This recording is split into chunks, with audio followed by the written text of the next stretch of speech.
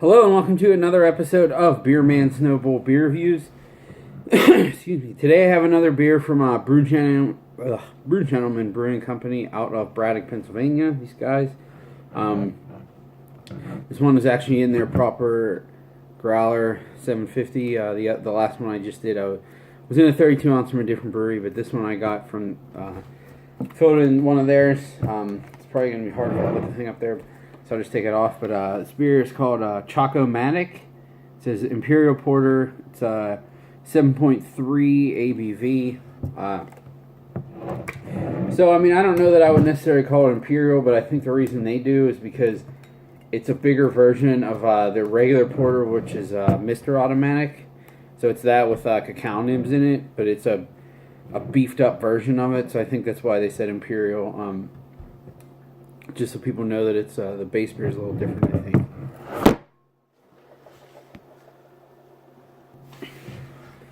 I apologize for that quick aerial shot.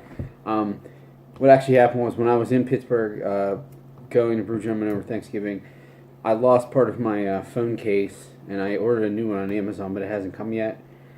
And so it's harder for me to film with my phone when it's just the phone sitting on the table instead of, it doesn't have like the hardness of the outside of the case to lean on, so it just slid out from underneath itself. Anyways, crack this open and see what we got. Again, as I explained with the last one I did, they fill their growlers completely up to the top. I'm not going to try to show it because it would spill everywhere. But so anytime I open one with someone who hasn't had their stuff, they think like, oh, it's flat because it doesn't really have that loud hiss sound.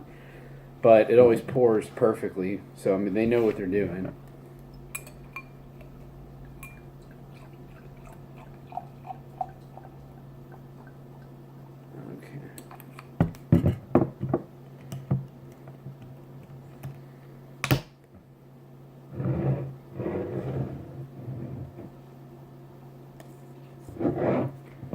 Flip that around.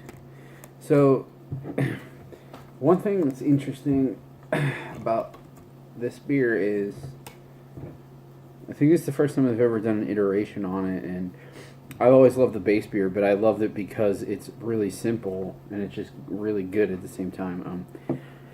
So I'm curious to see how an iteration in a bulked up version is. As you can see, it pours a nice, really dark brown to almost black color.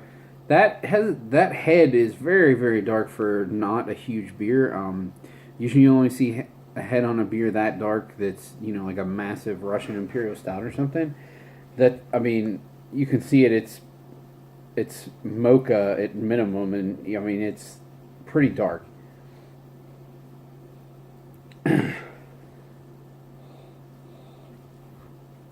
So the aroma is like of dry baker's chocolate, a little bit of milk chocolate. There's actually a little bit of a hop character, but it's pretty minimal. And just really nice, clean, like medium to medium dark roasted malts. A little bit of like caramel character too.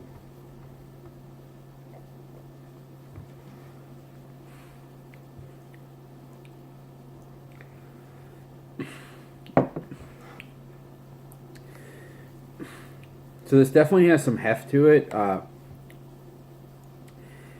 It's kind of surprising to me. I guess cacao nibs don't necessarily add sweetness. It's not like they're throwing, you know, chocolate syrup in it. But it actually, I admittedly haven't had Mr. Automatic in a long time, unfortunately. But I always remembered it being on the drier side. It reminded me of Edmund Fitzgerald or Founder's Porter. But this, to me, almost tastes like drier than the regular version, which is really interesting because you would assume with the cacao nibs it would make it a little bit sweeter at least. But again, it is a beefed up version, so it's not necessarily the exact same beer, so that definitely plays a part.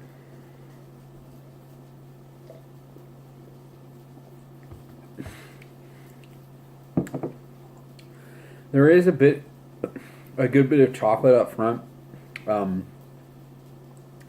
It has a really nice full body. It's not like really thick But for like a 7% dark beer, it has a really nice body. It's not thick, but it's certainly not watery. It's very full of flavor. If you don't like deep, dark, roasted malts, I don't mean like to the point where they're like burnt or ashy, but where they're just flush, dark roasted malts all the way through, almost like an espresso character, you probably won't like this. But I'm a big fan of that. I like drier stuff. I think it's pretty obvious to some of the reviews I've done here. It's pretty dry, but it's like just under the level where I'm like, that's too dry. I don't want to drink a lot of this. I could still drink a lot of this. It is pretty good.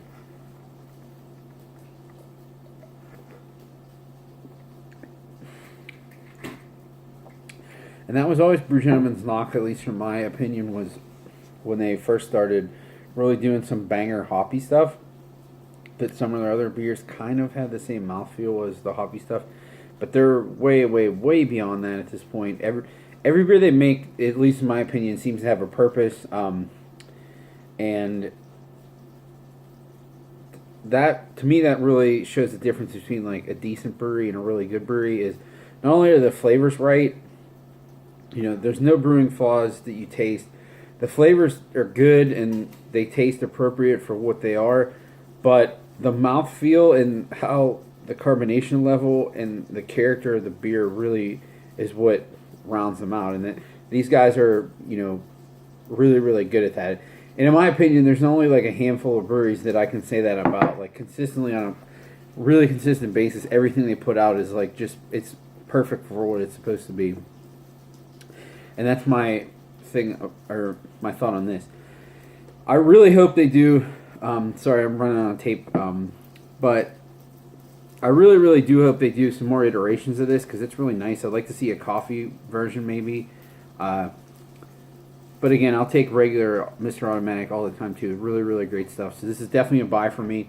It's been on tap for a little while, so if you want it, message someone in Pittsburgh soon because it's probably going to be gone. But yeah, this is another definite buy for me. Really tasty stuff. I think that's all I got on this one. Please like, comment, subscribe. Let me know what you think, and I look forward to doing the next one. Thanks.